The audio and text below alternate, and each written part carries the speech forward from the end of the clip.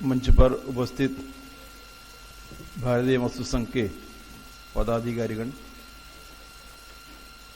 इधर आए हुए महासंघ चलाने वाले हमारे कार्यकर्तागण,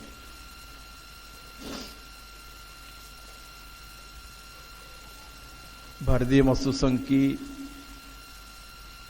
अलग अलग तल पर जो काम कर रहे ऐसा कार्यकर्ताओं का अभ्यास वर्ग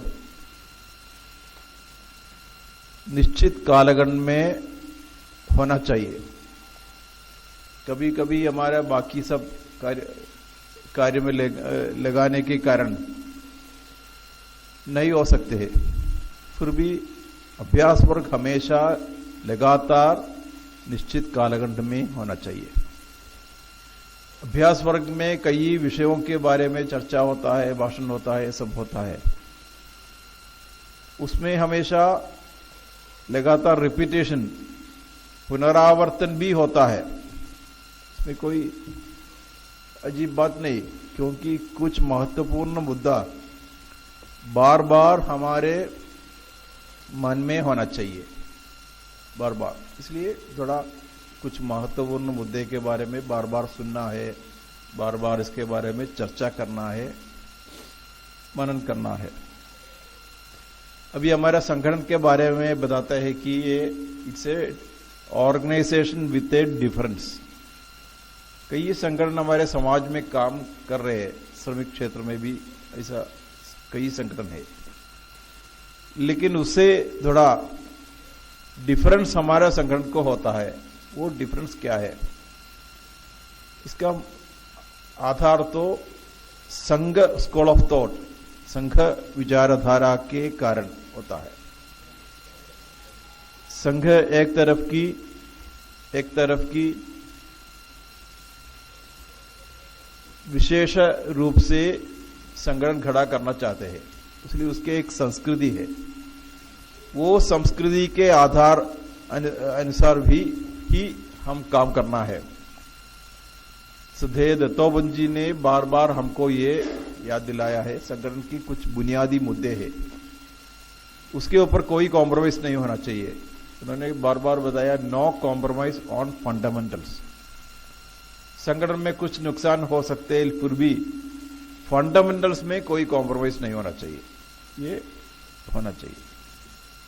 अभी संगठन का इतिहास हम देखते समय पहली बार ऋग्वेद में बताया है, वशिष्ठ ने सबसे बड़ा एक संगठन के रूप में एक विशाल परिवार खड़ा कर दिया। फिर हम देखते हैं बुद्ध ने एक बहुत बड़ा एक अभियान पूरे विश्व में खड़ा कर दिया। पूरे ईस्ट एशिया में, सब एशिया में, ईस्टर्न एरिया में सब जगह बहुत सशक्त एक संगठन खड़ा कर दिया। और गौतम बुद्धा ने वो जब खड़ा कर दिया, संगठन के हर चीजों के बारे में इतना गहराई में उन्होंने मार्गदर्शन दे दिया था। और जब ईसाई का क्रिश्चियन चर्च को खड़ा कर दिया था, उस समय गौतम बुद्ध का वो प्रिंसिपल उन्होंने अपनाया था। इतिहास में ऐसा बताता है, गौतम बुद्ध का जो संगठन का शास्त्र है उसको अपना के अभी भी क्रिश्चियन चर्च पूरे विश्व में इतना सशक्त संगठन के रूप में रहता है। इसके कारण उसका प्रिंसिपल सारा गौतम बुद्ध से लिया था। कार्ल मार्क्स जब कम्युनिस्ट इंटरनेशनल के बारे में सोचा था, उन्होंने क्रिश्चियन चर्च से यही प्रिंसिपल उन्होंने अपनाया था। भारत में भी आदिशंकर का जीवन में बहुत समय बुद्ध के तत्वों के खिलाफ तर्कवाद प्रतिवाद ये सब करना पड़ा, संवाद बहुत किया था। फिर भी आदिशंकर के मन में बुद्ध के बारे में बहुत अच्छा सम्मान, प्रतिष्ठा सब होते थे। उनको जब बुद्ध के कुछ तत्वों के खिलाफ वो लड़ते थे, आदिशंकर तर्क करते थे, उसके पहले वो प्रार्थना करते हैं मन में, क्या करते बोलते थे, बुद्ध योगी नाम चक्रवर्ती है, योगियों का चक्रवर्ती है, फिर भी उनका कुछ मुद्दों को हम के खिलाफ हम करते हैं, ऐसा सम्मान करके ही करते थे।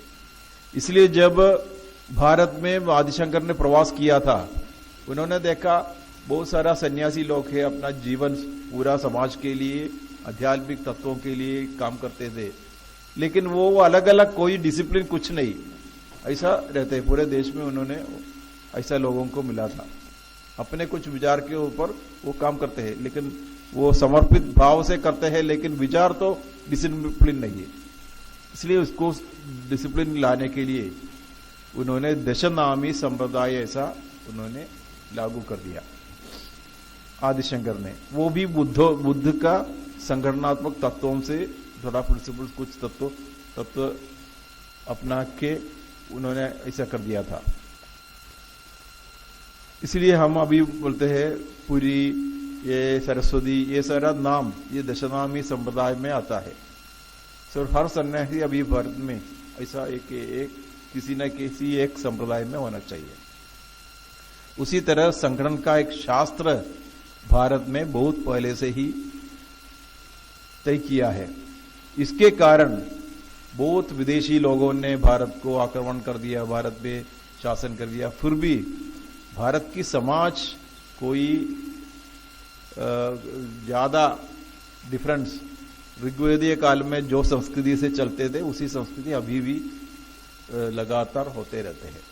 ये भारत की सभी लोग, जो लोग कई तरफ की धर्म है, मत है, पंथ है, ये सब होते हैं, भाषा है, भाषा का इतना बहुत बड़ा है और संस्कृति में बहुत फर्क होता है, फिर भी ये संस्कृति के कारण, ऐसा एक व्यवस्था के कारण अभी भी हम भारत अभी भी बचा है।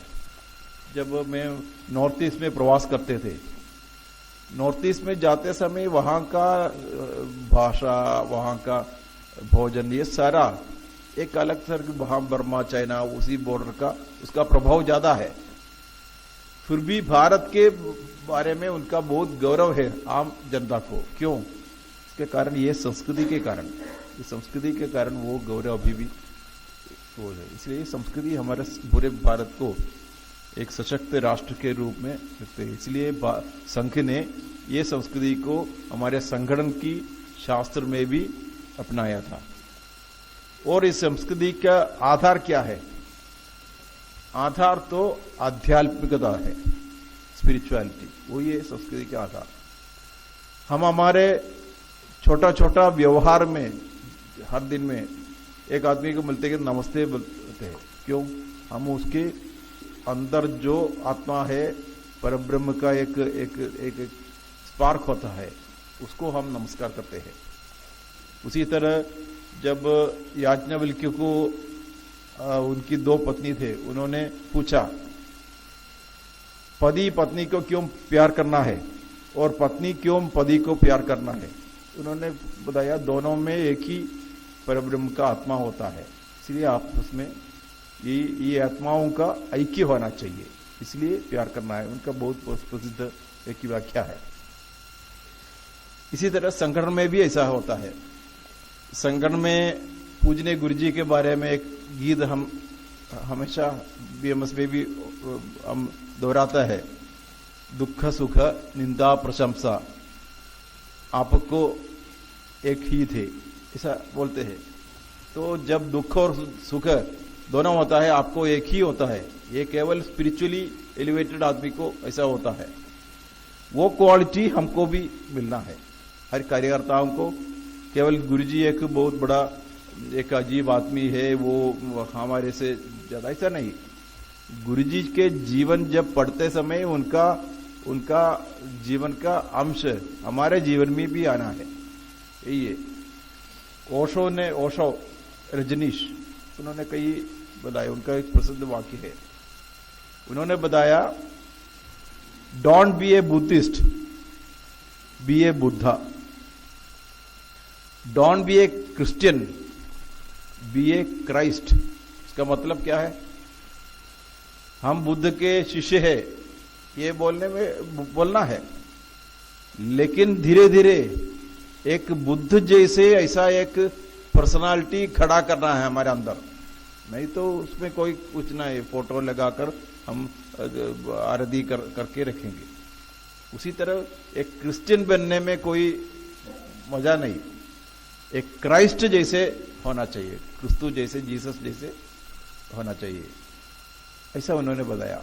अभी दत्तोवन जी का समारोह के कार्यक्रम में हम जब भाग लेते समय हर पल में दत्तोवन जी का बारे में विचार करते समय यही हमारे मन में होना चाहिए, हमारे पर्सनालिटी में परिवर्तन होना चाहिए और दत्तोवन जी जैसे सैकड़ों लोगों को संगठन में खड़ा करने का काम भी हम करना है, ऐसा होना चाहिए। उतना प्रतिभा लोगों को संगठन पे लाना है, संगठन के काम में लगाना है। अभी दो व्यक्ति ज्यादा लोगों को मालूम नहीं, ज्यादा प्रवास भी किया नहीं। एक तो श्री रामकृष्ण परमहंस, वो केवल कलकत्ता में एक आश्रम में वो रखते थे, वो रस्टिक भाषा भी बोलते हैं, ऐसा है, तमाशा बोलते हैं, ऐसा लिखते थे। लेकिन अभी पूरे विश्व में श्री रामकृष्ण के नाम हम सुनते हैं, क्योंकि एक प्रतिभा स्वामी विवेकानंद उनका शिष्य के रूप में उन्होंने खड़ा कर दिया, उनको प्रोत्साहन करके एक सारा प्रेरणा देके उनको पूरे विश्व में भेज दिया। इसके कारण अभी भी रामकृष्ण परमहंस को हम सब याद करते हैं। एक विवेकानंद नहीं होते तो केवल बंगाल में कुछ जगह उनका जानकारी होगा। इसलिए उसी तरह पूजनीय डॉक्टर जी जिनने संघ का स्थापना किया था, वो भी नागपुर में थे, कलकत्ता में थे, ज्यादा प्रवास केरल में या साउथ में बाकी जगह गया नहीं। फिर भी डॉक्टर जी का जन्म शताब्दी भारत में बहुत बड़ा एक हो गया। क्यों? पूजनीय डॉक्टर जी ने गुरु जी जैसे एक प्रतिभा को अपना फॉलोअर गामी जैसे उन्होंने नॉमिनेट कर दिया। उसी तरह हमारे जीवन में हमारे से ज्यादा प्रतिभा ऐसा आदमी को हमारे बाद संगठन चलाने के लिए तय करना है, तो संगठन में ये हमारा प्रभाव वो हमेशा रहेंगे। हम जो संगठन को कुछ किया है ये हमेशा याद में रहेंगे। इसी तरह दत्तोवन जी के नाम जब जो होते थे, ऐसा लोगों को, प्रतिभाओं को खोज के संगठन में लाना, संगठन के दायित्व में लाना, ये सारा ये लगातार काम के रूप में होना चाहिए। ये एक तरह की स्पिरिचुअल काम भी होता है। उसी तरह हमारे पूरे समाज में परिवर्तन, संगठन माने केवल संगठन एक लक्ष्य नहीं, संगठन हमारे लिए एक टूल है, एक हथियार है। समाज में, पूरा समाज में हमारा प्रभाव, हमारा जो विचारधारा का प्रभाव लाने का एक केवल एक टूल है। इसलिए समाज में परिवर्तन लगातार होना चाहिए।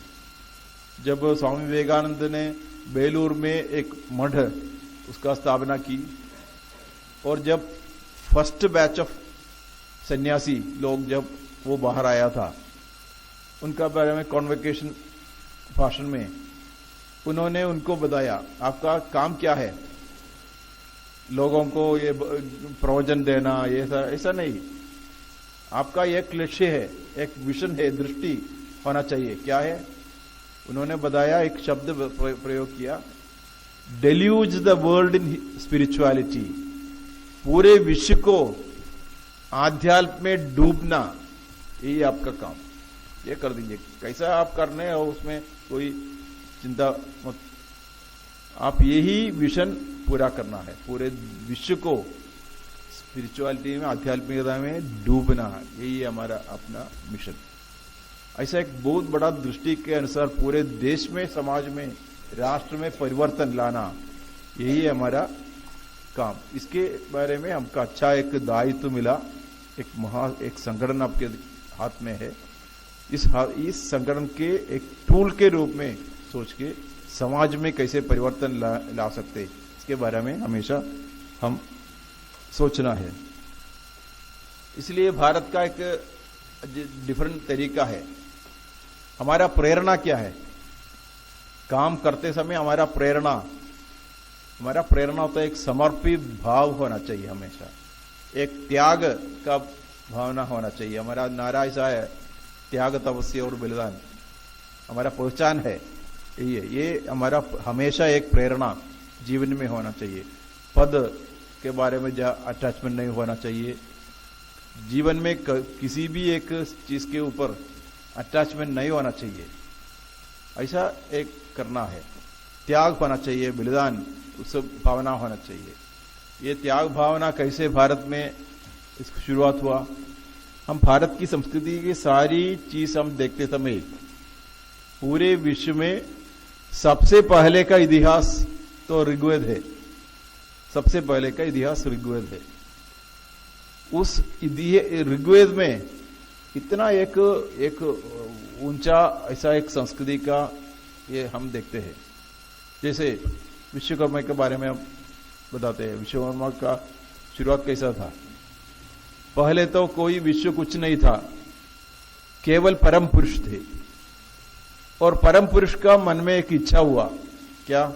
कुछ सृष्टि करना है, विश्व बनना है, उनके बारे में इच्छा हुआ। लेकिन वहां कुछ नहीं उपलब्ध नहीं था, कोई चीज नहीं था, कैसे करेंगे? इसलिए उन्होंने सोचा एक यज्ञ शुरू करेंगे। उन्होंने एक यज्ञ शुरू किया, लेकिन यज्ञ में हविस देना है, कुछ समर्पण करना है। उसके लिए कुछ नहीं, कोई चीज नहीं, कुछ बनाया नहीं। तो उन्होंने क्या सोचा? उन्होंने स्वयं हविस बनाया, स्वयं हविस बना के उस यज्ञ में खुद समर्पण कर दिया। इसलिए विश्व में सबसे पहले का सृष्टि आत्मसमर्पण से ही हुआ है। वो संस्कृति ऋग्वेद का संस्कृति है, वो संस्कृति भारत का संस्कृति है। वो संस्कृति भारत में जो भी विचार होता है उसमें सब जगह होता है। परम पुरुष ये विश्व का निर्माण किया, इसलिए परम पुरुष को एक दूसरा भी एक नाम आ गया। क्या नाम है? विश्वकर्मा। इसलिए विश्वकर्मा का नाम ऐसा हुआ, परम पुरुष। विश्वकर्मा माने परम पुरुष है। परम पुरुष विश्व का सृष्टि करने के कारण उनका ये नाम आ गया। ये ऋग्वेद में ऐसा ही बताता है। ऐसा करके हम काम करना है समर्पित रूप से। फिर हमारा एक अलग तरीका से हमारा स्टाइल ऑफ फंक्शनिंग होता है।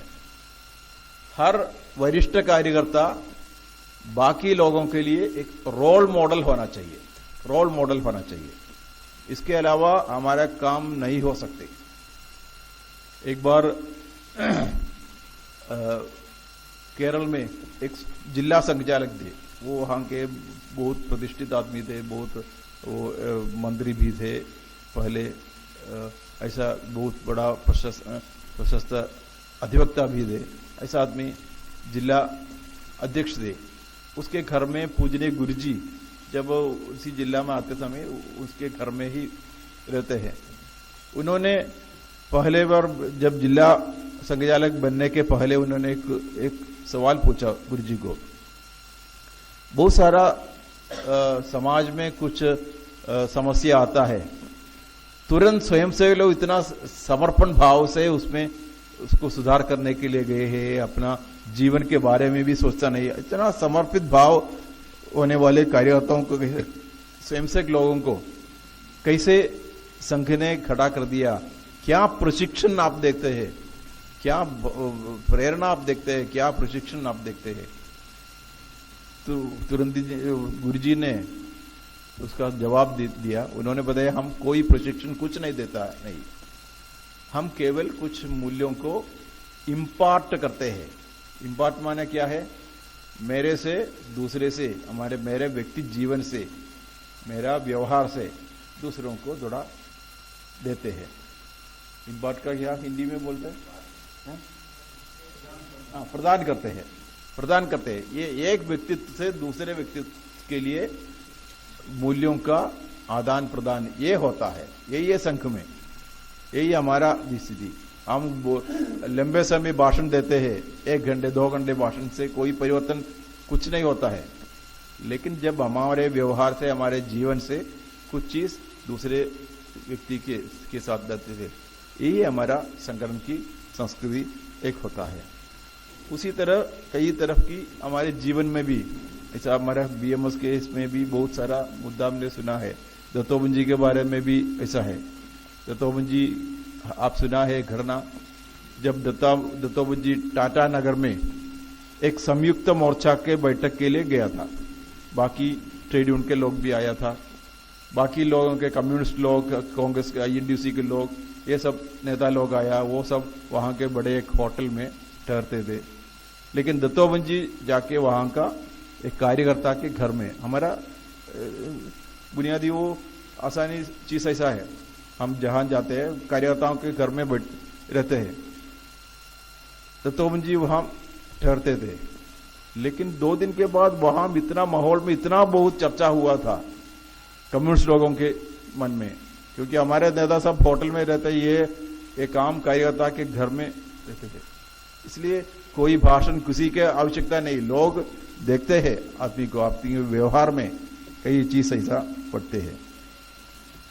उसी दीनदयाल उपाध्याय के जीवन के बारे में बताते हैं। उनके मृत्यु के पहले वो केरल में आया था, केरल में कोच्चिन के नजदीक एक जगह से फिर वापस जाते समय उनका मृत्यु हुआ था। लास्ट वो रहते थे कार्यकर्ता के घर में, कार्यकर्ता के घर में रहते थे और अपना कपड़ा सारा स्वयं ये करते थे, वॉशिंग करते थे, ऐसा सब किया था। वहां के महिला लोग, वहां के ये कार्यकर्ता के माता जी, उनकी पत्नी, इनको मालूम नहीं था ये देश की बहुत बड़ा एक नेता है। वो आते हैं, अपना कपड़ा एक धोते हैं, सारा करते हैं, एक आम आदमी जैसे करते व्यवहार करते थे, वहां के बच्चों के साथ खेलते थे, ऐसा करते थे।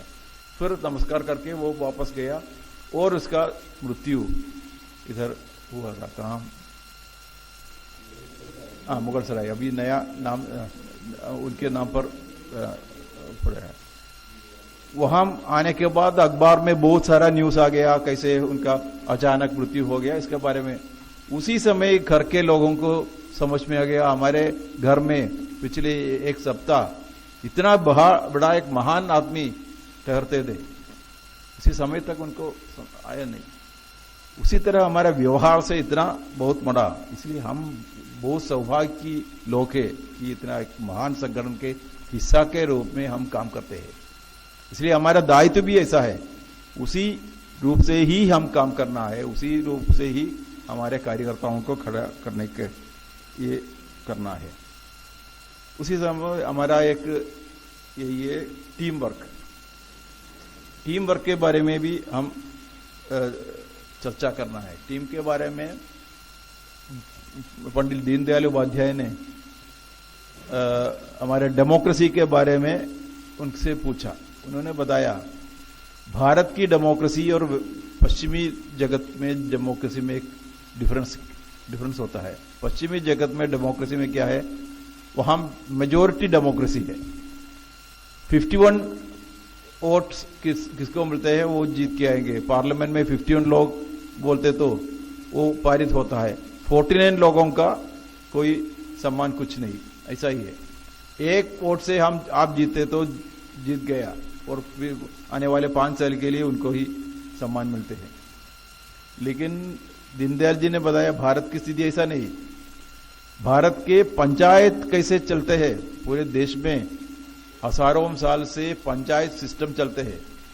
वहां एकाभिप्राय है, एक ही डिसीजन होना चाहिए, सब लोगों का, सब लोग हीटेड डिस्कशन सब होता है, फिर भी अंत में एक ही डिसीजन में होना चाहिए।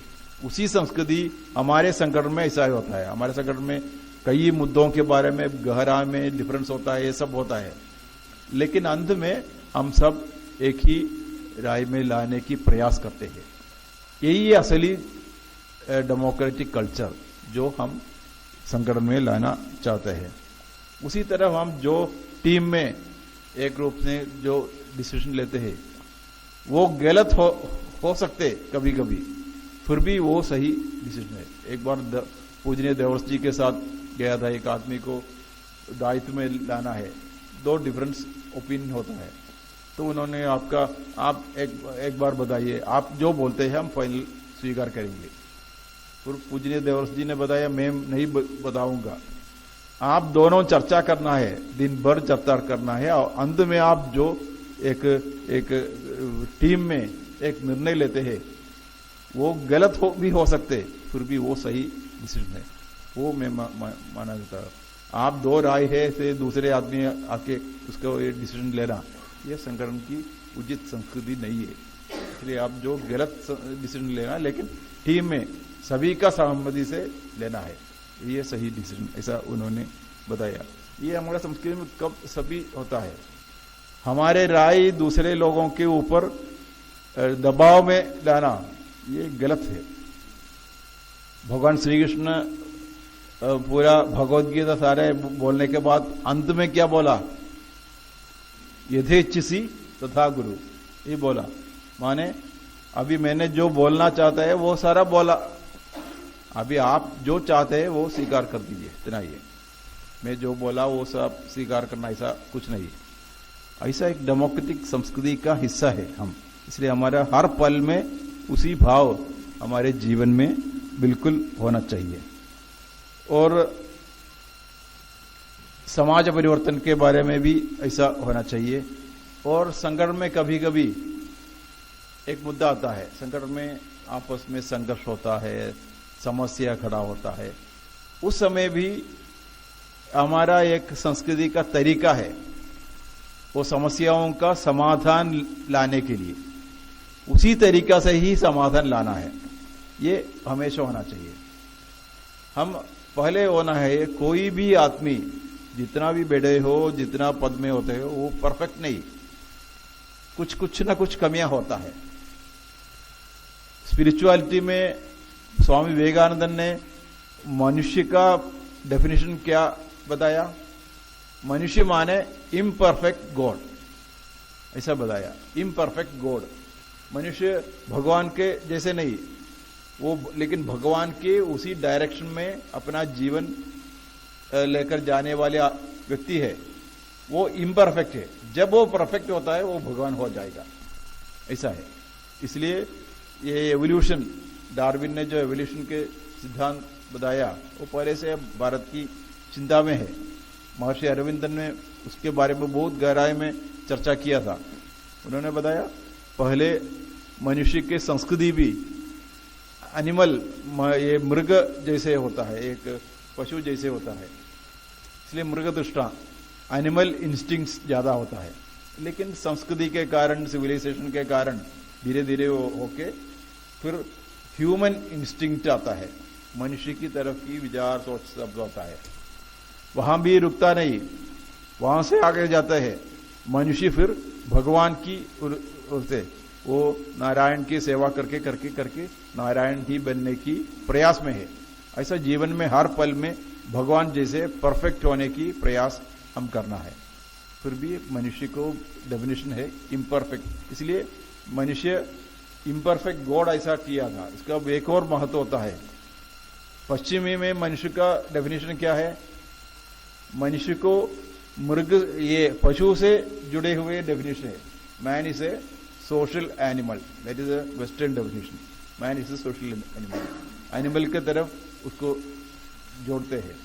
लेकिन विवेकानंद ने भगवान से उससे जोड़ दिया, इसलिए इम्परफेक्ट गॉड बनाया। इसलिए सबके, इसलिए मतलब ऐसा है, सबके पर्सनालिटी में कमियां होता है, सब होता है। इसलिए उसको थोड़ा ठीक करने के लिए प्रयास हमेशा जीवन में होना चाहिए। उसको करेक्ट करने का एक मैकेनिज्म हमेशा संगठन में होना चाहिए, नहीं तो संगठन व्यक्तिवाद में ईगो क्लैश के कारण से टुकड़ा टुकड़ा होने की संभावना होता है। सबको ऐसा ही होता है।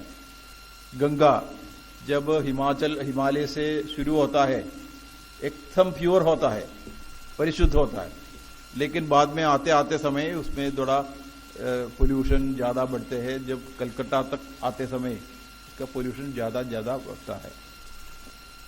राम तेरी गंगा मैली, ऐसा आपने सुना होगा फिल्म का, ऐसा धीरे धीरे पोल्यूशन होता है। अभी नरेंद्र मोदी जी उसमें लगे हैं पोल्यूशन थोड़ा निकालने के लिए। उसी तरह जीवन में, समाज में, सब जगह ऐसा ही होता है, पोल्यूशन होता है। उसको थोड़ा सुधार करने की ये हमेशा हम करना है। संगठन में ग्रुपबाजी होता है, कब होता है? हमारे जीवन में कोई सुरक्षित नहीं है, मेरे को ये संगठन में कोई रक्षा नहीं, कुछ नहीं, ऐसा होते तो किसी को हम असिस्टेंस के लिए किसी नेता के पीछे खड़ा होता है। ये ग्रुपबाजी का ऐसा स्थिति संगठन में नहीं होना चाहिए। किसी को भी सुरक्षित नहीं है, कोई भी सुरक्षित नहीं है, ऐसा एक माहौल संगठन में कभी भी नहीं होना चाहिए। तो उसका मतलब संगठन में कुछ खराब है।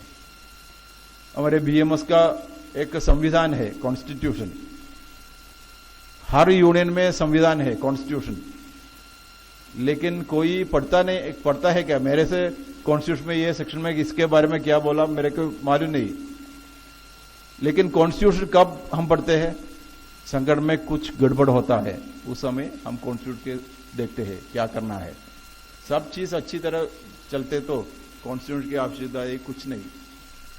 इसलिए उसी तरह संगठन में ऐसा एक माहौल जहां सबको एक ही तरफ बोलते हैं, एक परिवार की माहौल संगठन में हमेशा रखना है। ये वरिष्ठ कार्यकर्ताओं का एक दायित्व होता है, महत्वपूर्ण दायित्व। संगठन में हमेशा एक परिवार की माहौल होना चाहिए। पद के बारे में ऐसा होता है, पद केवल कुछ आपको कुछ दायित्व देते हैं, पद नहीं देते हैं। संगठन में मेरे को अध्यक्ष का पद है ऐसा कोई बोलता नहीं। मेरे को दायित्व दिया है, किसी ने, संगठन ने मेरे को विश्वास के ऊपर मेरे को दायित्व दिया है, मेरे को पद दिया, ऐसा कोई बोलता नहीं। संगठन में ऐसा नहीं। इसलिए पद और दायित्व सब संगठन को कुछ देर के लिए है। पद के लिए इच्छा नहीं, अटैचमेंट नहीं होना चाहिए। हमेशा हम सोचना है मेरा पद पर दूसरे लोग आने वाले हैं, मैं केवल एक दायित्व निभाने के लिए यहाँ खड़ा है, ये भाव होना चाहिए। नहीं तो पहुंच जाए तो पूरे जीवन में सब चले गया, ऐसा एक मानसिकता हमारे मन में हो जाएगा। इसलिए ऐसा नहीं होना चाहिए। दत्तोपंत जी का जीवन एक उदाहरण है। लगता है 80s के बाद उन्होंने संगठन में कोई पद लिया नहीं, फिर भी संगठन के सारी चीजों के केंद्र बिंदु के रूप में उन्होंने काम किया।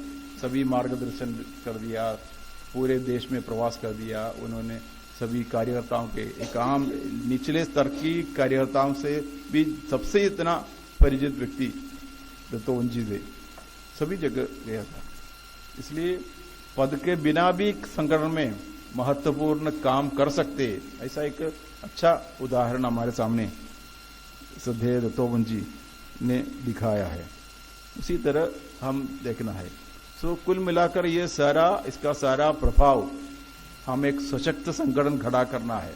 अभी देश में पूरे विश्व में हमारे संघ मूवमेंट के बारे में चर्चा चल रहे।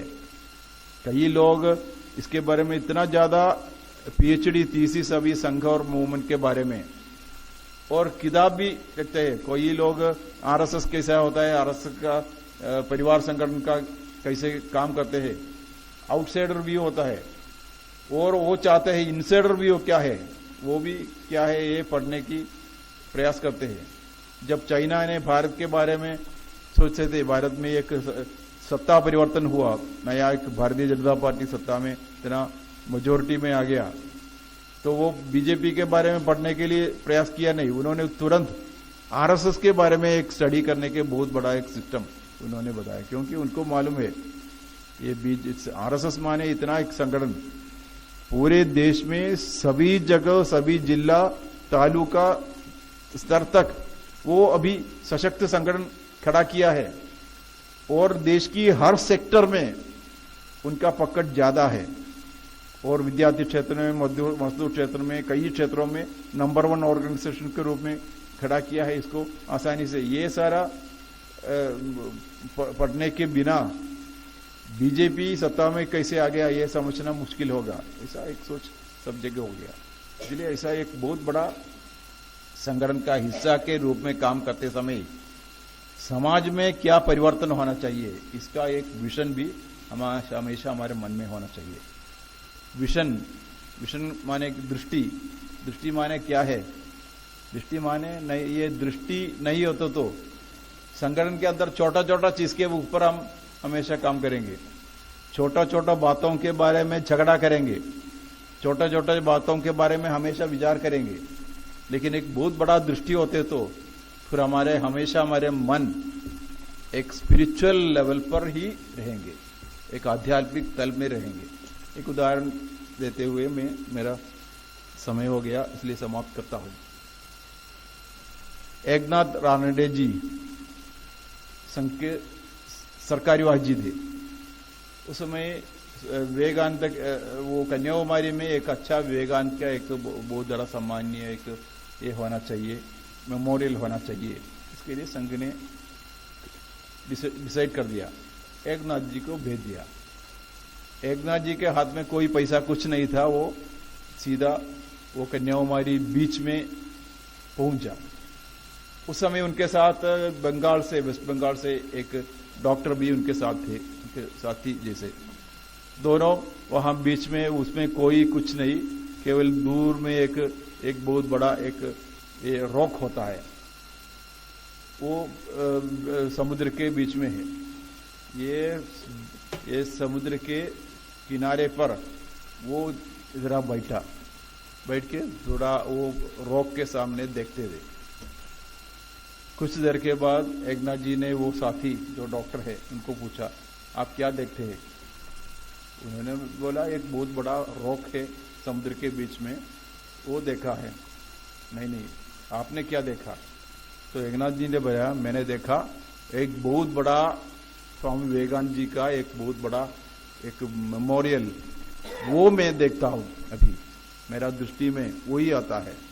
क्योंकि हर पल में मेरा जो दायित्व मेरे को दिया था उसका पूरा करने तक कैसा हो जाएगा, पूरे विश्व में एक मॉडल जैसे, ऐसा एक मैं देखता हूं अभी।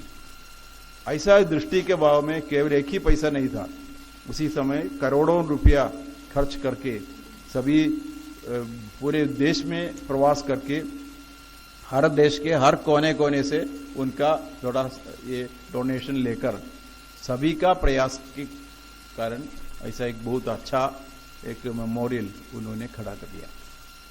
उसी तरह समाज परिवर्तन के बारे में एक बहुत अच्छा दृष्टि के रूप में हम काम करना है, बिल्कुल समाज परिवर्तन हो जाएगा।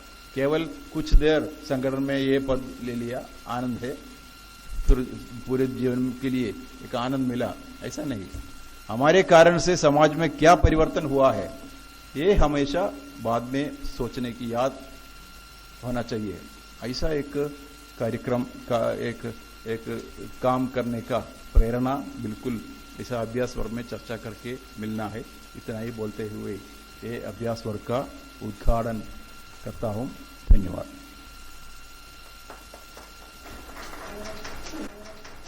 भारत माता की बहुत बहुत धन्यवाद एवं आभार अपने आदरणीय राष्ट्रीय अध्यक्ष जी का, जिन्होंने अत्यंत सहजता के साथ, सरल सहज उदाहरणों के साथ हम सभी का मार्गदर्शन किया। इसके लिए मैं आपका बहुत बहुत धन्यवाद देता हूं, आभार व्यक्त करता हूं।